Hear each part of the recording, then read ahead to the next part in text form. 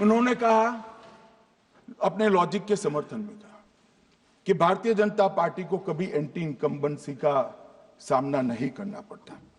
मान्यवर, anti incumbency इनके खिलाफ होती है जो जनहित के विरुद्ध काम करे। ये बात सही है कि भाजपा को एंटी इनकम्बेंसी का फायदा विरोध बहुत कम करना पड़ता है। हमारी सरकारें बार बार चुनकर आती हैं, चाहे राज्य में है या केंद्र में, परंतु ऐसा नहीं है कि हम 2014 के बाद एक भी चुनाव नहीं हारे। छत्तीसगढ़ में 18 में हारे, राजस्थान में 18 में हारे, मध्य प्रदेश में 18 में हारे, कर्नाटक में भी 14 के बाद हारे, तेलंगाना में हम जीत नहीं पाए, चेन्नई में हम जीत नहीं पाए, बंगाल में भी हम हारे। भाई तो तब तो ये मतदाता सूची बहुत अच्छी होती है, तब से नए कपड़े पहनकर आप शपथ ले लेते हो। उस वक्त मतदाता सूची का विरोध नहीं करते हो, और जब मुंह की पटखनी पड़ती है बिहार की तरह, तब मतदाता सूची का विरोध करते हो। माननीय मेरे दोहरे मापदंड नहीं चलेंगे लोकतंत्र में। जब आप जीतते हो तब चुनाव आयोग महान है, जब आप हारते हो तो चुनाव आयोग निकम्मा है, बीजेपी का कहने पर चलता है। जब आप जीतते हो मतदाता सूची अच्छी है, मतदाता सूची अच्छी है, और जब आप हारते हो तो मतदाता सूची खराब है। मान्यवर, मुझे कोई आपत्ति नहीं, इस प्रकार का भ्रांति फैलाए तो फैलाए। मेरा दायित्व है कि इस देश की जनता को एक ड्यूअल स्टैंडर्ड की जानकारी देना, जो मैं आज इस सदन में खड़े होकर दे रहा हूं। मान्यवर, आगे पर भी मैं इस विषय को कहूंगा, और ढेर सारे आरोपों के मेरे पास जवाब है। जो 3 प्रेस कॉन्फ्रेंस में, एक सादा प्रेस कॉन्फ्रेंस, एक एटम बम वाला प्रेस कॉन्फ्रेंस, एक परमाणु बम वाला, ये तीनों में क्या हुआ, इसके सारे जवाब मेरे पास है। मान्यवर, अब ये कहते हैं कि 2-2 जगह है, 2-2 जगह मतदाता है। मान्यवर, किन किन लोगों के 2-2 जगह मतदाता, मैं इसमें जिनके नाम 2 जगह रजिस्टर्ड है उसका दोष नहीं निकालता मैं, क्योंकि एक जगह से कोई व्यक्ति दूसरी जगह गई तो 2010 के बाद इसको डिलीट करने का अधिकार आरओ के पास से ले लिया गया। इसके कारण ये विसंगतियां खड़ी हुई है। किसके हैं? श्री प्रशांत किशोर जी के 2 जगह मतदाता है, पवन खेरा जी का भी है, तेजस्वी यादव का स्वयं का है, टी सिद्दीकी एनआईसी केरल के नेता का है, मान्यवर संजय सिंह आप पार्टी के नेता के हैं, एक किशोरी पेडनेकर यूबीटी शिवसेना के हैं, इनका भी है।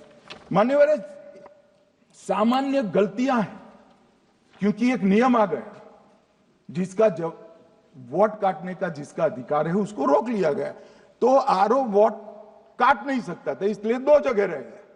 अब वो ही एक गहन पुनर्निरीक्षण से सुधरना है, मगर आप गहन पुनर्निरीक्षण को वोट चोरी कह रहे हो।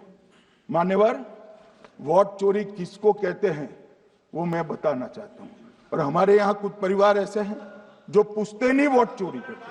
अच्छा, बोलिए आप। हाँ, बोले आप, बोले। हाँ, बोले आप, बोले।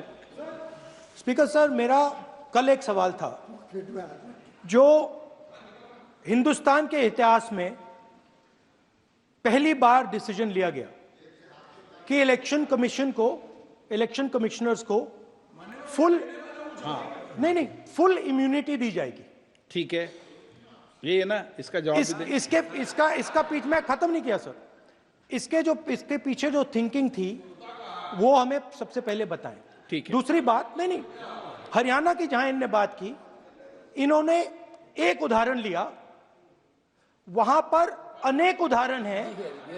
वो भी आपने दिया था ना, 19 वो भी आपने दिया था, इसलिए दिया वो भी। 19 लाख वहां पे फेक लोग, वो उदाहरण आपने दिया था, इसलिए उनका जवाब दिया। और ये भी हमें बता दीजिए, actually let us have a debate on my press conference. Yes. Let us go. Yes. Let us have, very good idea. Let us have a debate on my press conference. Okay. Amit Shah ji, I challenge you to have a debate on the 3 press conferences. Please. ठीक है, बैठ जाइए, बैठ जाइए। मान्य, please, मान्य, आपने बात की थी, प्लीज।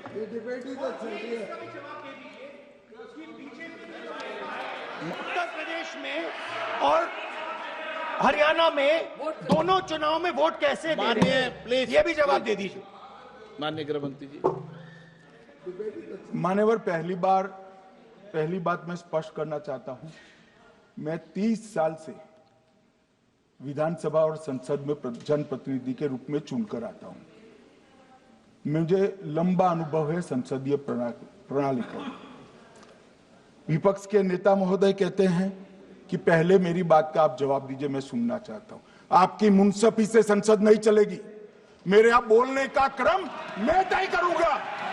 इस तरह से नहीं चलेगी संसद। मान्यवर, उनको धैर्य रखना चाहिए, मेरा जवाब सुनने का। इनकी एक एक बात का जवाब मैं दूंगा, मगर मेरे भाषण का क्रम वो तय नहीं कर सकते, मैं करूंगा, क्योंकि मैं बोल रहा हूं।